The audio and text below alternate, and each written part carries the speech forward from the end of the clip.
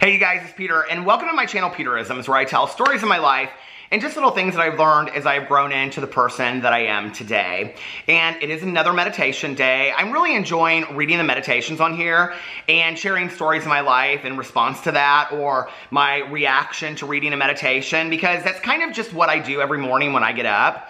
And I haven't mentioned this on here in a long time, so I want to read it to you guys, and if I remember, I will link it below. But there is a meditation that I have said on here for a very, very long time. Back in the day when I worked in a treatment facility, it was how all the patients would start their day. We would all get together in a big community and we would read this. And today, 20 years later, I still try to read it on a daily basis or on a regular basis. I have it saved in my phone, and so I go to it. And it is called The Beginning of a New Day. This is the beginning of a new day. God has given me this day to use as I will. I can waste it or use it for good. What I do today is very important because I am exchanging a day of my life for it. When tomorrow comes, this day will be gone forever, leaving something in its place I have traded for it. I want it to be a gain, not a loss, good, not evil, success, not failure, in order that I shall not regret the price I paid for it.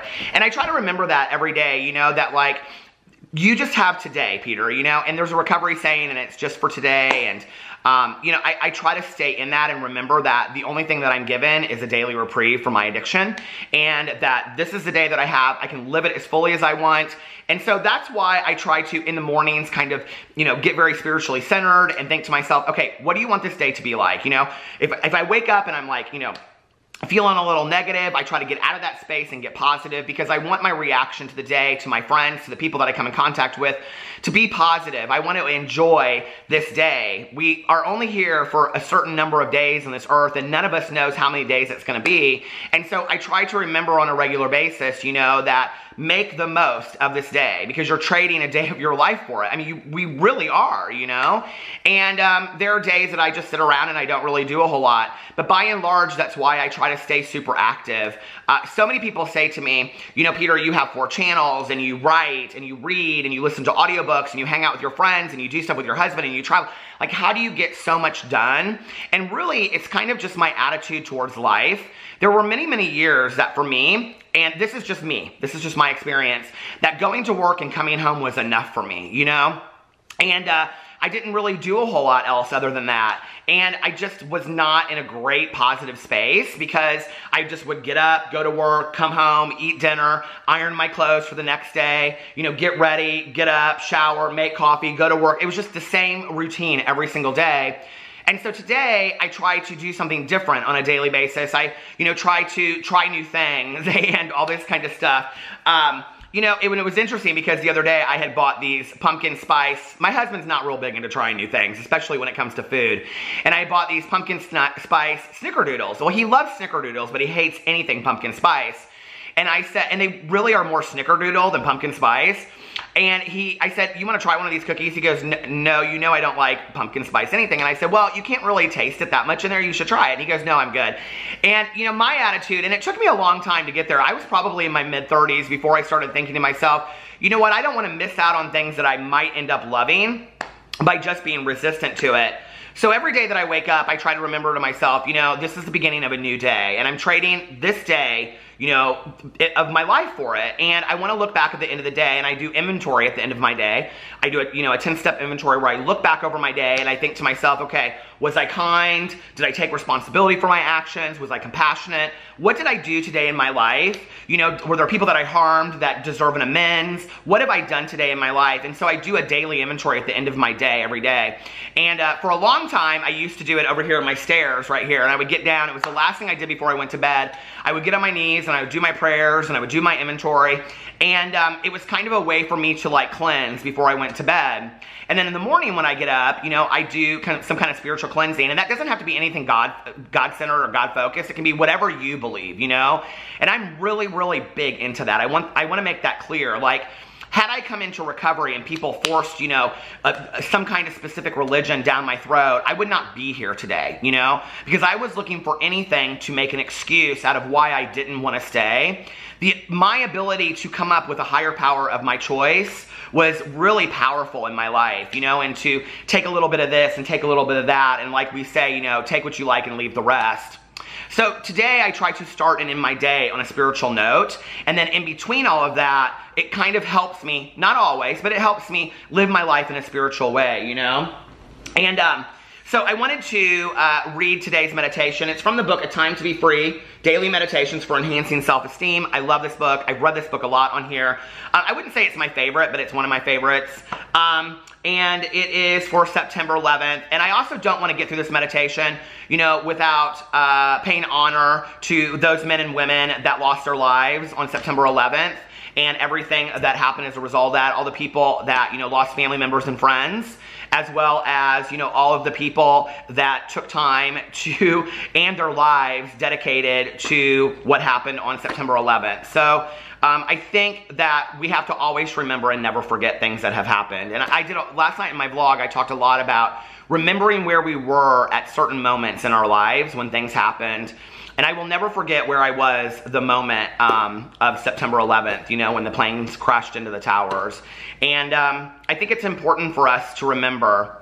And I think that one of the things at that time that I witnessed in our country, and I'm speaking just for the United States right now, is that there was, you know, with all of our differences of opinions and all of our differences of, you know, political opinions and all of our differences, all this, for one moment, we could come together as a nation and love one another, you know, and protect one another. And that was really, I think, you know, a moment in time. And I really wish that we could live our lives like that regularly in any community that we're in, you know. But so I just wanted to say that about September 11th. I try every year to say something on here, and I will never forget that day. So, okay, September 11th.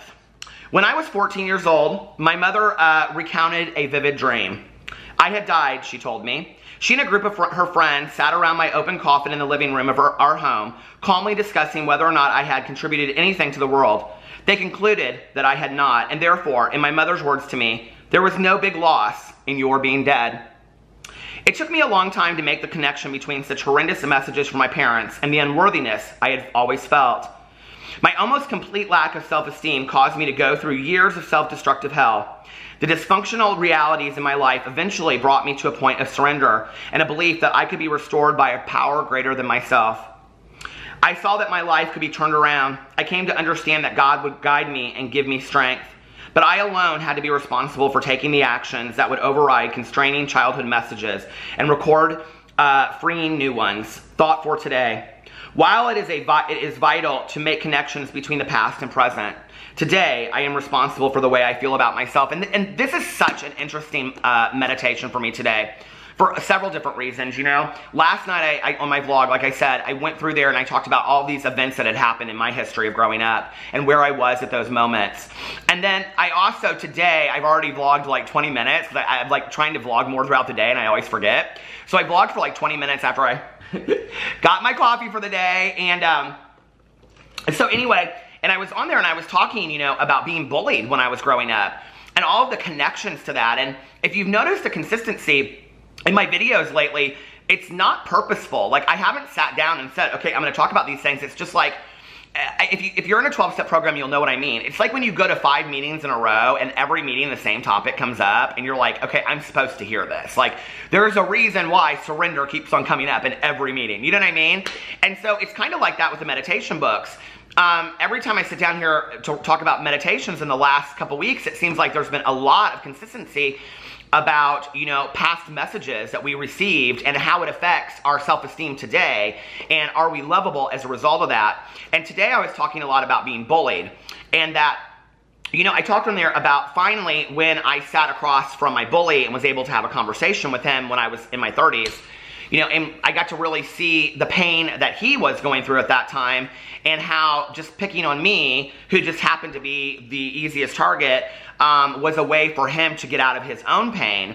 Then it was easier for me to forgive him for what he had gone through, and I could have some kind of understanding to that, you know? And, you know, today, I was also talking on there about, like, you know, I was always raised to not fight back. You know, I was always raised to turn the other cheek. Or, like, you know, in To Kill a Mockingbird with Atticus Finch, when, you know, Bob Ewell spits in his face and he wipes it off his face. Like, that's how I was always raised, was you don't fight back, you know, like, because you know, you have to hold on to your humanness and your integrity. And fighting back says more about you than it does about them, whereas their behaviors say more about them. But I've often wondered in my life what would happen if I did fight back, you know, the negativity, the things that were said about me.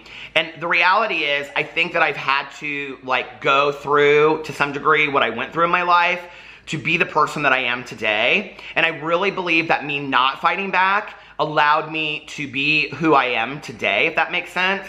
And I'm nobody's doormat today, but it's taken me, you know, 40 years of my life to get to the point, I mean, almost exactly 40, because at first grade was 6 years old, and that's when it all started for me. Like right now, it was in October of that, I can remember, because it was around Halloween time. So, you know, it's taken me, you know, 40 years of my life to have it happen, you know, unwind it, and get to the point of understanding of who I am as a person today. And, you know, that when people make statements like this in this meditation, when this mother says these things to a child, like, can you even imagine? I mean, there's probably many of you out there. I feel very blessed, okay? I grew up in an alcoholic home, but I grew up in an alcoholic home where there wasn't, I mean, there were moments of, I would say, violence and things like that, not towards me, but towards objects, of, like, you know, throwing things and crashing and stuff like that. But by and large, I grew up in a very loving home that just happened to have an alcoholic that passed out and blacked out.